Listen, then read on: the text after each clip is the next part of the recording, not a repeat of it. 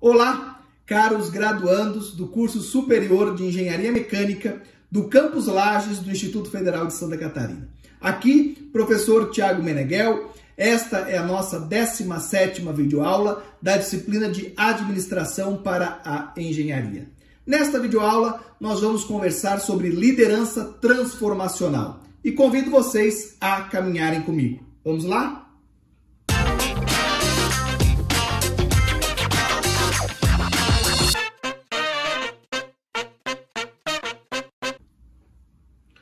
Bom, na videoaula anterior, na 16ª videoaula da nossa disciplina, nós começamos a falar sobre liderança. Vimos o conceito, vimos que liderança pode ser estudada por diversas abordagens, diversas teorias, e começamos a falar sobre a liderança transformacional. No final da videoaula anterior, nós falamos sobre a linha da liderança, o Leadership Continuum, que é a ideia de que não existe, segundo a liderança transformacional, um líder que é líder transformacional e um outro líder que não é. Como se a gente pudesse separar a humanidade em duas categorias. Ah, esse é líder, esse não é líder, esse é líder transformacional, esse não é, esse é carismático, esse não é. Não é assim que funciona. É como se existisse uma linha entre zero, liderança, que seria ali o laissez-faire, ou o outro extremo da linha, que seria aí um líder carismático, autêntico, em potência máxima, vamos chamar assim. Esses líderes carismáticos, transformacionais, que nós usamos como exemplo, e que aqui no slide eu trago o Papa Francisco, porque, na minha opinião, dentre as principais lideranças do mundo atual, ele é aí um grande líder carismático e exerce uma liderança transformacional. Esses líderes realmente transformacionais são poucos, são raridades. A gente pega alguns exemplos no mundo, aqui, ali, lá. A maioria das pessoas, a liderança que nós temos nas nossas organizações, nas nossas associações, nas escolas, o líder de sala e por aí vai, eles estão então nessa linha que pode ser mais transformacional ou de menos liderança. O meio dessa linha seria aí a liderança transacional. E é sobre isso, quais são as características principais do líder transformacional, quais são as características, aquilo que configura, determina que aquele líder é um líder transacional, ou a característica que determina que aquele líder, na verdade, tem ausência de liderança, que nós vamos tratar nesta videoaula. Bom, o primeiro fator que determina que um líder tem a capacidade de transformar os seus liderados é o carisma, que nós, inclusive, falamos aí na aula anterior. Os líderes são fortes modelos. Esses líderes geralmente têm altos padrões de conduta moral e ética, são identificados como os que fazem a coisa certa. A ideia de modelo mesmo. São profundamente respeitados pelos seus liderados. Obviamente que esses líderes também sofrem oposição, não são unanimidade, ninguém no mundo foi. Então, obviamente que eles não são pessoas que não têm aí adversários ou pessoas que criticam. Pelo contrário, nós vamos ver que o líder transformacional, ele tem grandes ideias.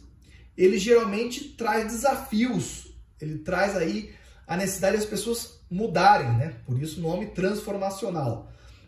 E isso, obviamente, que gera atrito, gera um grupo de pessoas que não aceita as mudanças e por aí vai.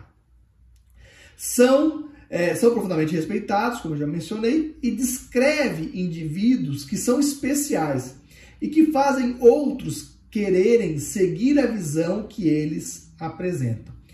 Essa ideia de ter eles como exemplo é justamente a ideia do carisma. O que faz isso é o carisma.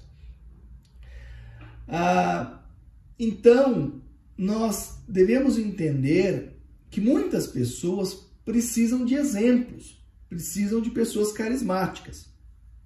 A história dos Estados Unidos foi transformada por Martin Luther King, que foi uma pessoa que tinha um grande carisma, tinha grandes ideais e com isso conseguiu levar uma grande parcela da população norte-americana a ter ele como modelo, a acreditar nas ideias dele e transformar o país.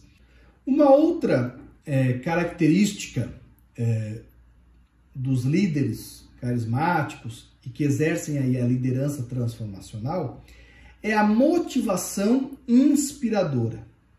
Os líderes comunicam altas expectativas de melhoria da vida, de transformação para um mundo melhor, de tempos melhores e por aí vai.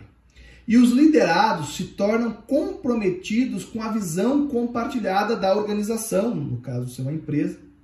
O espírito de equipe é aprimorado nesse tipo de liderança.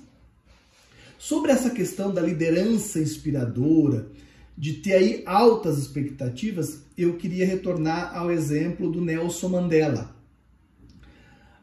O Nelson Mandela, se vocês tiveram acesso à história dele, ele foi preso pelos ingleses, né, pela população branca da África do Sul, que tinha lá o apartheid, que separava brancos e negros, né, com auxílio dos Estados Unidos, enfim, uma série de questões. Ele foi preso. Simplesmente não, mas ele foi preso porque ele queria igualdade de condições entre a população negra e a população branca. Ele foi preso por um mês, por um ano, por 2 anos? Não. Ele ficou preso por 27 anos até ser solto, já no fim do apartheid, quando os direitos da população negra começavam a aumentar. Obviamente que se ele fosse uma pessoa comum, o que ele ia querer? Vingança. Ia querer expulsar os brancos do país dele, ia querer que a população negra tivesse privilégios em recuperar aquilo que foi roubado deles e por aí vai. Foi isso que ele fez? Não. Mandela pregou a paz, pregou a união, pregou que o país se unisse para construir uma nova África do Sul e por aí vai. Tem aí documentários incríveis. E é por isso que ele era um líder carismático. E é por isso que as pessoas identificavam nele uma pessoa que não era comum, que era diferente. E ele argumentava o porquê disso. Que a vingança, o ódio, tentar pegar de volta tudo que era da população negra, só ia gerar mais disputa, mais briga, mais revolta, e isso ia acabar, ia ter, claro que os brancos não iam entregar de mão beijada, e aí isso ia gerar perda dos dois lados e mais ressentimento e por aí vai. Então ele dizia que a única saída era a construção através da harmonia e tal. Isso depois de ter a vida roubada, né, de ter sido prejudicado por 27 anos de prisão. Então, é isso. Não são ideias simples, são motivações realmente inspiradoras que esses líderes trazem. Uma outra característica presente aí na maioria dos líderes carismáticos é a estimulação intelectual. Esse tipo de liderança estimula os seguidores a serem criativos e inovadores e a desafiar suas próprias crenças e valores, tanto quanto aquelas do líder e da organização. Veja, o líder comum, a pessoa comum quer dar ordens, dar instruções e quer que as pessoas sigam. O líder transformacional, ele quer provocar uma mudança, uma transformação. Só que ele entende que essa transformação, para ser verdadeira, duradoura, tem que ser algo que venha de dentro das pessoas. Então, ele passa para as pessoas as ideias, os valores, aquilo que ele acredita. E deixa as pessoas pensarem sobre aquilo, estudarem, correrem atrás, desafiarem, questionarem as próprias ideias dele e as ideias que a pessoa tinha até ali.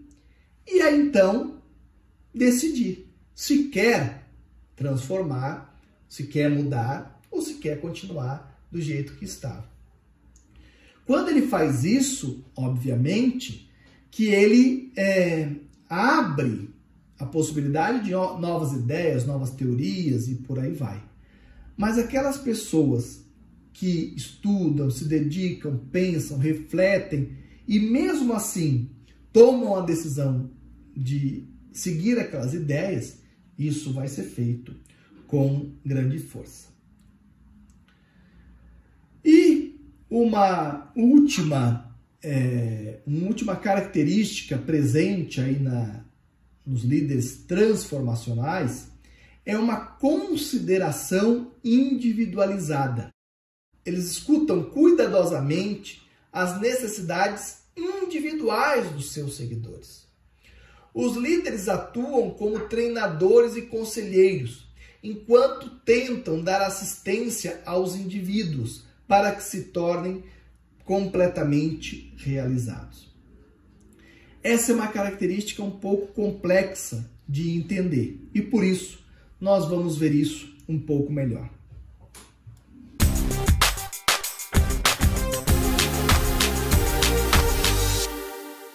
O primeiro questionamento que pode vir nesse slide é o seguinte: como que os estudos estão dizendo que esse tipo de liderança tem aí uma consideração individualizada pelos seus liderados, mas os exemplos que o professor Tiago está nos trazendo é do Papa Francisco, é do Mandela, é do Martin Luther King, que foram pessoas que inspiraram milhões de pessoas ou bilhões de pessoas.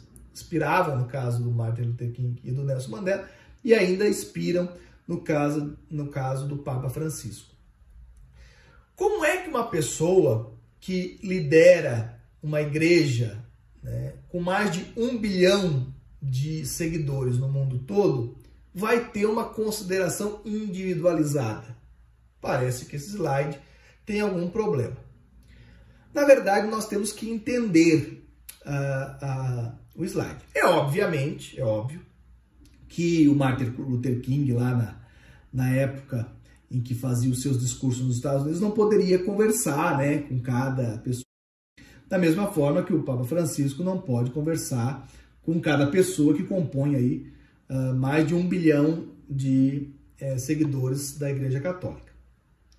Mas mesmo assim, eles demonstram uma consideração individualizada. Eles passam a ideia, eles demonstram que se fosse possível conversar com cada pessoa, eles fariam. E que eles têm uma consideração individualizada. Vamos pegar isso, por exemplo, no exemplo do Papa Francisco, que nós temos mais notícias da atualidade. Se você colocar no Google e for atrás de informações, você verá que na audiência pública que o Papa faz às quartas-feiras, anteriormente os papas chegavam ali com 20 minutos, 30 minutos antes da audiência, passavam muito rapidamente ali com o seu papamóvel no meio do povo e começavam a prática. O Papa Francisco chega com 1 hora e pouco de antecedência, porque ele passa muito devagar com o seu papamóvel. e vai tentando mandar um gesto, um aceno, a maior quantidade de pessoas que ele consegue. Se você for atrás de notícias, você vai ver que ele já telefonou para pessoas doentes, que ele já visitou hospitais, já conversou com doentes, que demonstra justamente isso, essa preocupação com o planeta, com o mundo, com todos, mas uma preocupação com aquele doente, com aquela pessoa, e por aí vai. E essa, obviamente, todas essas características têm que ser uma característica verdadeira. Realmente, ele precisa ser uma pessoa preocupada com todas as pessoas, né? No caso do Papa, no caso do Nelson Mandela, e por aí vai. Mas ele consegue transmitir essa ideia de que ele está preocupado com cada pessoa e que cada pessoa é importante e que se ele pudesse, ele daria atenção a cada um. Nesses grandes cases de conhecimento mundial, é assim que funciona. Na organização, vai depender do tamanho da organização. Se for uma organização também, uma empresa muito grande, evidentemente que a pessoa não vai conseguir, né, dar uma atenção a todos os colaboradores. Mas se for um líder que trabalha com uma equipe, ou se for uma empresa menor, e ali tiver uma pessoa que tem uma liderança carismática e consegue aí exercer uma liderança transformacional, ela dará uma atenção para cada um dos seus liderados e compreenderá questões do todo, né, que influenciam no trabalho, mas que fazem parte da vida pessoal, dos desafios daquela pessoa, dos sonhos que aquela pessoa tem. O líder carismático, ele se preocupa com o todo. Ok? Voltamos aqui. Essas são as características do líder carismático que exerce a liderança transformacional.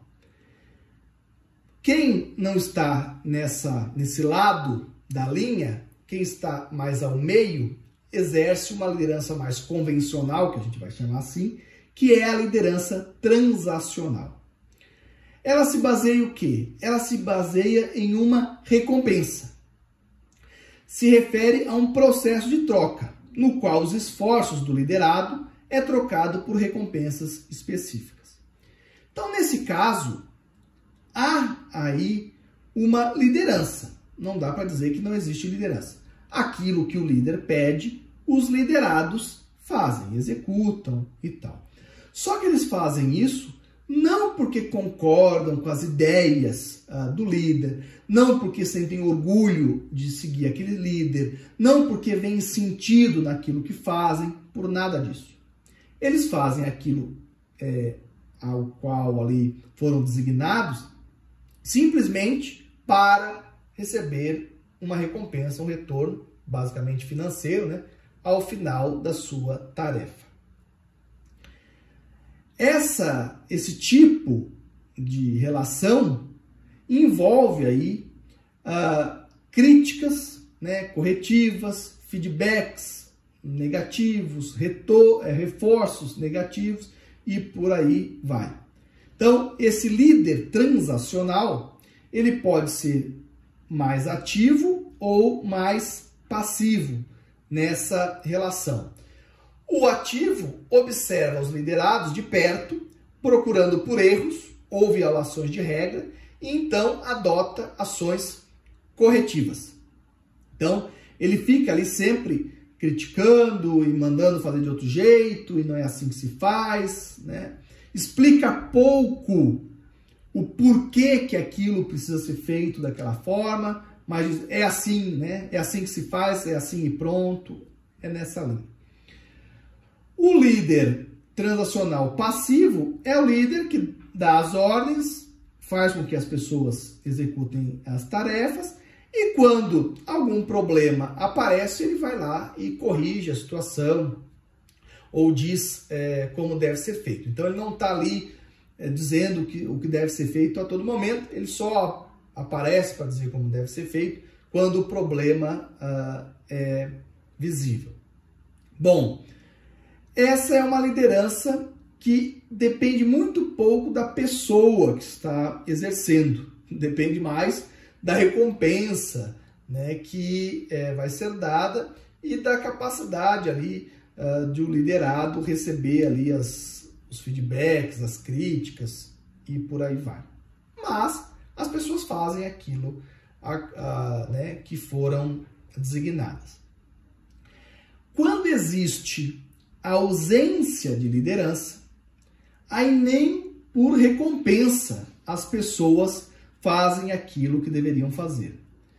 Lá no líder transformacional, as pessoas fazem as suas tarefas porque desejam fazer, porque têm orgulho de fazer, porque querem construir juntos uma determinada ideia. Claro que em muitas situações as pessoas recebem salário por isso, até porque as pessoas precisam comer, se alimentar e não podem viver, né, sem um recurso. Mas muitas, inclusive atuam de forma voluntária quando tem um líder carismático, transformacional, que passa uma ideia a qual elas se identificam. Então lá elas não trabalham pelo dinheiro, pela recompensa, elas trabalham pelas ideias, pelo carisma que transmitiu a elas aquelas ideias que elas adotaram. No líder transacional é uma relação de transação. Elas trabalham, executam as tarefas em troca da recompensa. E no laissez-faire, as pessoas simplesmente não respeitam a liderança, não fazem as atividades que o líder pede, não são lideradas, né, por aquele líder, cada um por si, Deus por todos, mesmo que recebam alguma recompensa para atuar como lideradas daquele líder, elas não fazem isso. É a ausência de liderança. Esse líder, ele abdica da responsabilidade, ele atrasa decisões, ele não dá feedback e faz pouco esforço para ajudar os liderados a satisfazerem suas necessidades. Não há troca com os liderados ou qualquer tentativa de ajudá-los a crescer. Ele chega lá, põe o casaco na cadeira, fica nas suas redes sociais ou no seu computador fazendo sei lá o que, enquanto os liderados fazem o que bem entendem e às vezes ele vai lá, fala alguma coisa, né? Às vezes é o filho do dono, vamos chamar assim, né? Então ele acha que ele tem lá uma certa liderança, ele vai lá, fala algumas coisas, as pessoas até balançam a cabeça assim, e eles saem, as pessoas não fazem nada daquilo que ele falou e seguem a sua vida normalmente, vamos chamar assim. Esse é, então, a outra ponta da linha. Nós tínhamos a liderança transformacional, aquele grande líder em que as pessoas seguem devido às suas ideias, devido a ele ser considerado um modelo, as pessoas estarem convencidas que aquele é o melhor caminho, e na outra ponta, aquela pessoa que nem mesmo com uma recompensa, enfim, consegue fazer com que as pessoas sigam as suas ideias. Aonde está cada líder que nós temos nas nossas empresas, nas nossas instituições e nós mesmos? Aonde nós estamos nessa linha?